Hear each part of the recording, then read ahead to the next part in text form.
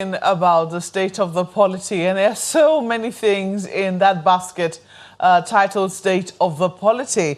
Right now we're focusing largely more on security, particularly the accusation of the Benue State, or the alarm raised by the Benue State government, perhaps that's what we should tag it, that there were herdsmen on one side of the river Benue, on the Nasarawa side, who are planning to cross into Benue, and as you're aware, they have no free grazing law in Benue State. They want everyone to be in ranches if you're a herdsman, and they have raised the alarm because they think that it potentially could cause problems, security problems in Benue.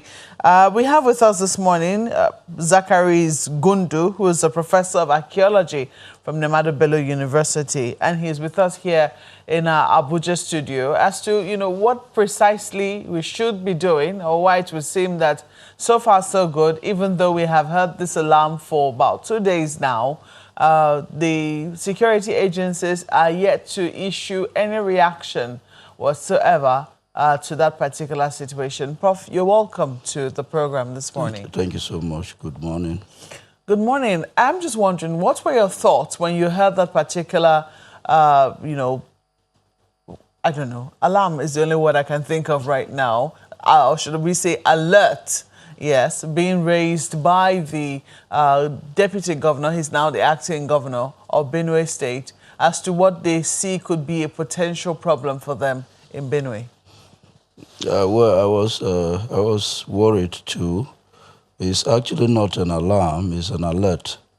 Because if you remember, in the past 2 weeks or so, the governor of Nasarawa State visited Abuja and met with the president and told him that Boko Haram is regrouping on the Nasarawa-Benue border. And that is quite clear that Boko Haram and herdsmen are actually coalescing into one. And if the Benue State government is saying that they are trying to cross over into Benue, I think it's an alert that should be taken seriously by any person who is worried about the insecurity in this country. Well, we haven't quite heard anything. And some people will say that alarm is a matter of perspective. It depends on who is, saying what, and just how big a threat you view it. If it's like saying, I see a potential fire, it could be an alert, it could be an alarm, Well, it depends on who is raising this. Yes. If a governor of a state visits a president and says that Boko Haram are on my border with a neighboring state, and then a week or so after that, the governor of the neighboring state says that there are people in the nearby state who are trying to cross over, I think it should be seriously considered. Governors don't speak frivolously. Governors speak because they know what they are saying. And in Benue State particularly, over the time, the Fulanis who have ravaged the state normally come from Nasarawa State. So it's actually a pattern. During Amakura's time, when the Fulanis would assemble in Nasarawa to attack Benue, he used to call them international hunters. He was hiding the fact that these people were actually herdsmen who were going to Benue to do havoc.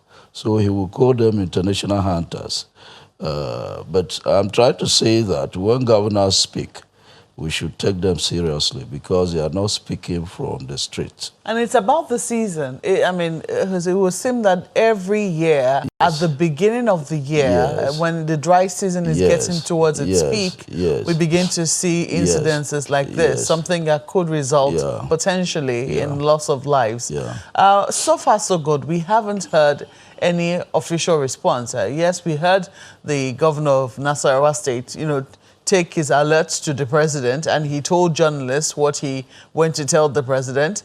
We did not hear an official response in that. I don't know if you heard any response in that regard, but we didn't get any response from the presidency in that regard. Now, for how many days, we've heard the alert also been raised by the government of Benue State. And I don't know if you have received any reaction. What sort of response should we have been expecting? Because some people might say maybe they have actually mobilized and we're just waiting for words. But so far, maybe the words might delay a bit in coming in. Well, actually, this presidency is acting true to type. They really don't say anything, even when they are supposed to say something. But the correct position would be that if there's an alert of this magnitude, you come in to assure people. We need to be assured in this country that we are safe, that we are being protected. When there's no assurance, it's as if they are telling people, okay, this thing may happen. If you don't want it, just resort to self-help. And that is not good enough. All of this is happening within a larger context. So we saw last week and 2 weeks before that, we saw what was happening in the Southwest. We saw an eviction notice, which was issued by the governor of Ondo State, yes, telling herdsmen to leave the forest reserves. Yes. That came shortly on the heels of an eviction notice, which was given by an activist, in quote, telling herdsmen to leave a particular area of Oyo State. Yes. We saw, some violence in the wake of that. Now, today, we're also seeing the Northern Elders Forum asking the president to protect herders who are in the Southwest or in the south of the country in general, and asking herdsmen who, have any problems to come back up north. We also heard just a few days ago the governor of Kano State saying that perhaps the solution to this problem will be to prevent herdsmen from going down south and keeping them from moving from north to south. So there have been a few things, all of this pertaining to farmer, herdsmen, potential crisis, or where there could be a crisis. What are your thoughts? I mean, because of course there is a thread linking all of that. There is suspicion, there is distrust, there is a conflict as a result of the security fallouts, the perceived security fallouts. In many instances, suspicion that cases of kidnapping that we've seen, especially in the South, and even killings were carried out by people who were pretending to be herdsmen, or in many instances, people believed to be herdsmen. How do we begin to, detangle, it would seem, some of the confusion that we're seeing around farmer and herdsmen conflict, so to speak? Well, there are several things, in my opinion, we can begin to do, which we have not been doing, which are really unfortunate. The first thing we are supposed to do is to even know how many herds do we have in the country, how many herds of livestock, how many herds of cattle do we have in the country, what is the carrying capacity of states, what is the carrying capacity of the forests which have been taken over by some of these herdsmen. Who are these herdsmen? How many are we dealing with? To what end? I mean, what purpose would that serve, and how is that really a venture that is a feasible venture, considering the nomadic nature of the herdsmen that we have? It's a feasible venture because if you know the number of herds you are dealing with, then you will begin to know that the only way you can have peace is to regulate livestock production and put the livestock on ranches. The herds are too many. And of course, if you know the number of people you are dealing with, the people who are heading this cattle and the people who own the cattle, if there are issues, you know who to speak with. I'll give you an example. The Ondo government, when they asked the herdsman to vacate the forest, they had to speak with a Fulani group called Makban. Makban is just one of the several Fulani groups that are organized and indiscriminately grazing across the country. There's Ganala. There's also Kautahare, Meati Kautahare. And these are very active and they are also very violent. So when you have a problem in Ondo State and you call only Magban, you have issues. What do you do with the other two? In fact, after the Ondo meeting, Ganala, which is led by some character in Jos, came out clearly and said that whatever Magban had agreed with Ondo State government, they are not in the agreement. But there's also an important aspect. Most of the herds that are being grazed across the country are owned by people who are not even Nigerians. They are outside this country. So the people who you see around going with these cattle are only working for people who are outside the country. And if anything happens within this country and there's supposed to be a reaction from the Fulani, it is the people outside who handle the logistics and who order the reprisals. If you don't know them, you cannot speak to them. That is probably why at a point in time, I think 2016 or so, El-Rufai, the governor of Kaduna State, had actually confessed that he had to look for these people outside Nigeria and pay them some form of ransom. Unfortunately, he paid them, but the people continued coming to attack. So it's as if he just took government money, gave to the Fulani of the whole world, who continued to attack us. So if you don't know some of these things, it is difficult to actually work towards a lasting and sustainable solution. For example, when Akeredolu says, the governor of Ondo says, vacate my own forests, does he know the capacity of these forests?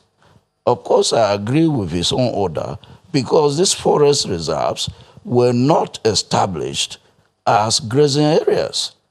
So if you allow people to graze in before you know what is happening, there will even be no grass there for any person to work on. So they will just ravage the environment just as the Sahel has been ravaged, just as the greater Lake Chad has been ravaged.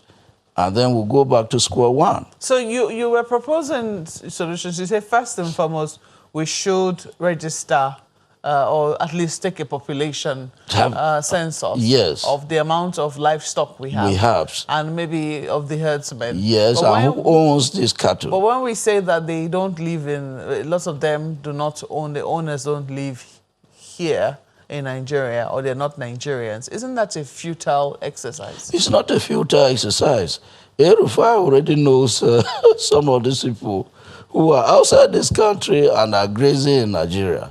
And of course, if you are doing a census, then these people will tell you where they are from.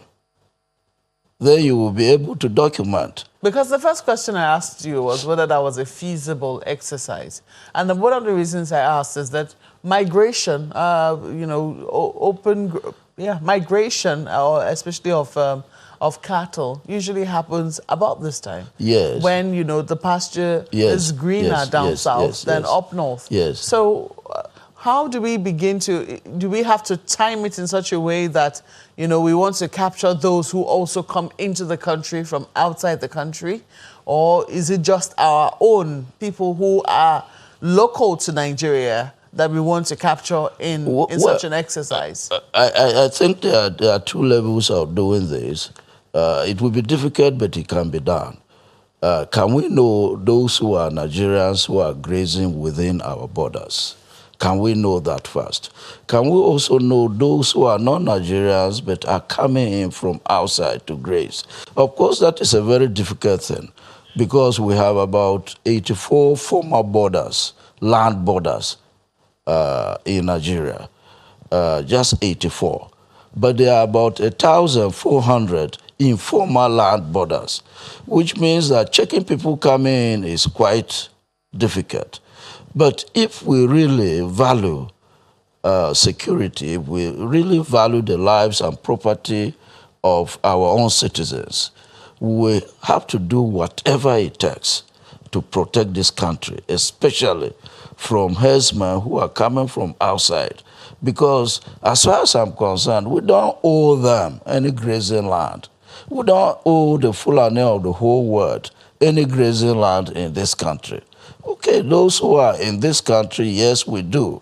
But of course, if states decide for whatever reasons to say that within my own state boundaries, you have to ranch before you keep livestock, so be it, because they are entitled to regulate something as sensitive as livestock production. But, well, as you rightly pointed out, we're yet to get any word, so to speak, from the authorities, especially at the federal level. So, apart from registering, livestock and the owners of livestock, what more should we be doing? Well, I think states should go on and do the needful. When Ganduje, the governor of Kano State, says that, look, let the federal government ban open grazing, and let them ban herdsmen, yes, moving from one part of the country to the other. It really doesn't make sense. He's not talking as somebody who knows that Nigeria is a federation. The federating units can regulate the economic activities that take place within their own states. So let Ganduje, if he really thinks that open grazing is not good, say that within Kano State, there is no open grazing.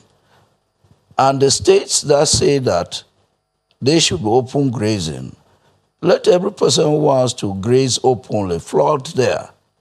Let there be respect within the boundaries.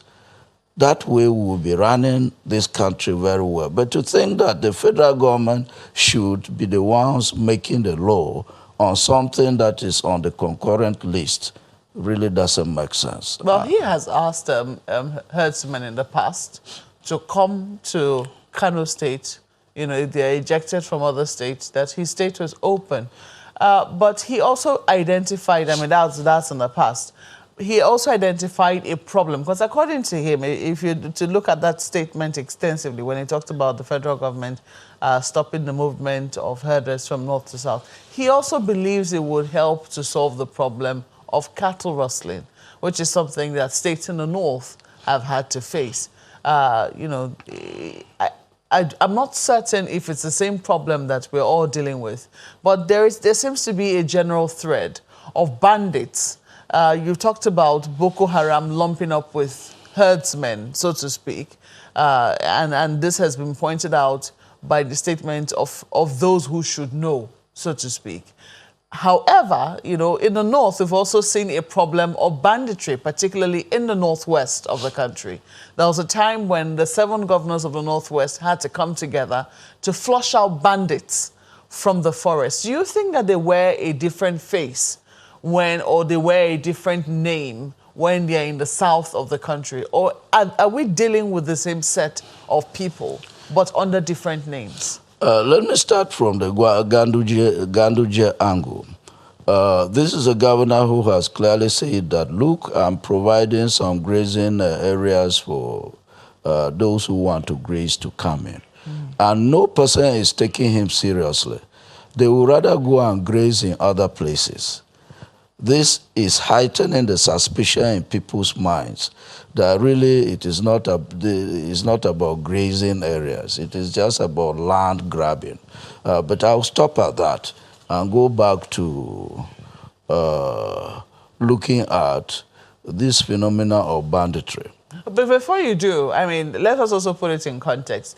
You agreed that this migration happens mostly in the dry season. Yes. Where there is little or no pasture in the north of the country. Yes. And, people, they are seeking greener pasture for their cattle. Does it really make any sense when a governor in a state like Kano says, my state is open for open grazing, when the state of the state in the dry season?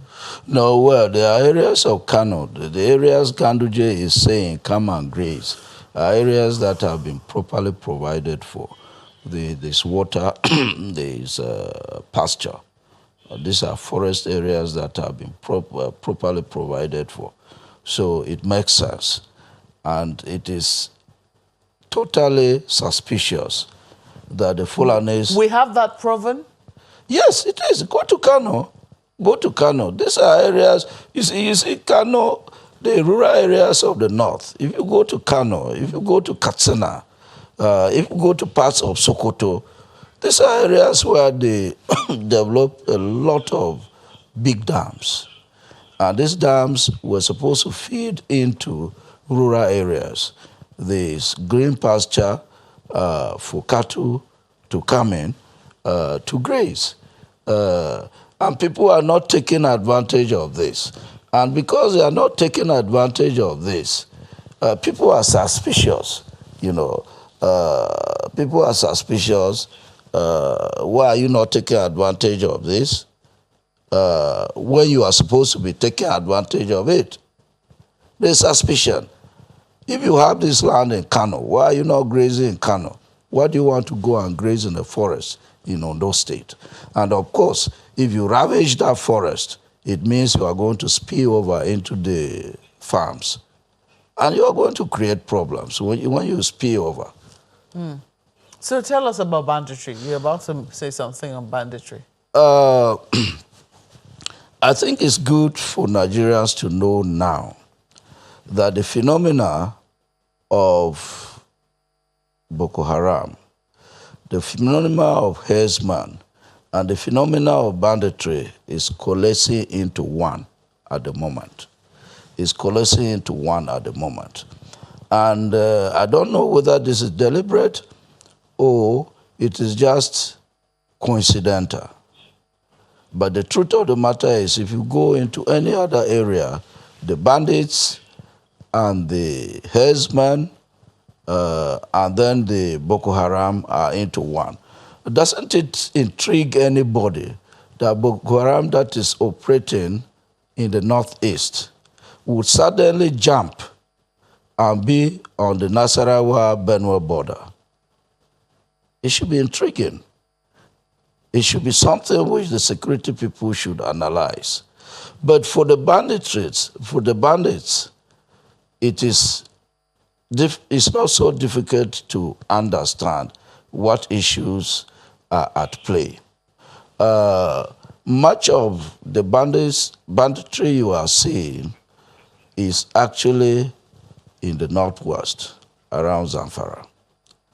And people have clearly stated that the illegal gold mining activities of the Chinese in Zamfara is linked to banditry.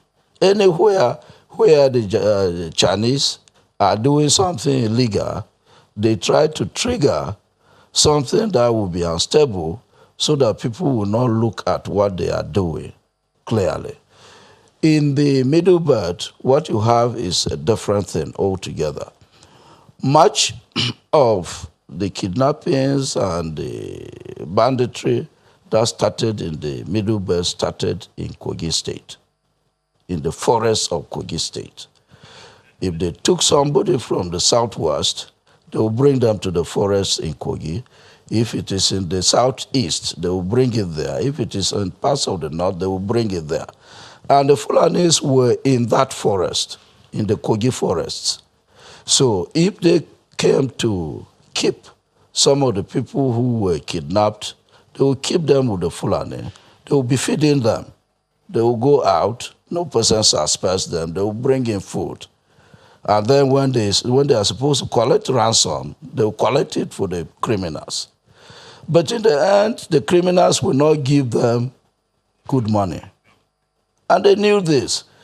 If you collected 10 million and released somebody, and somebody collected that 10 million on your behalf and you gave the person 200,000 naira, he will know that you are cheating him.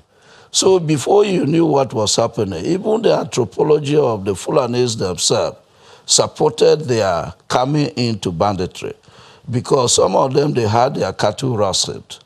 Their future was destroyed. So it was interesting that there was another alternative way of making money. So it was something that happened by chance, so to speak? Well, yes. I don't think it's something that happened as a result of developments within the forest. And now you have Fulanis who are now bandits themselves. They are living in this forest with their kith and kin.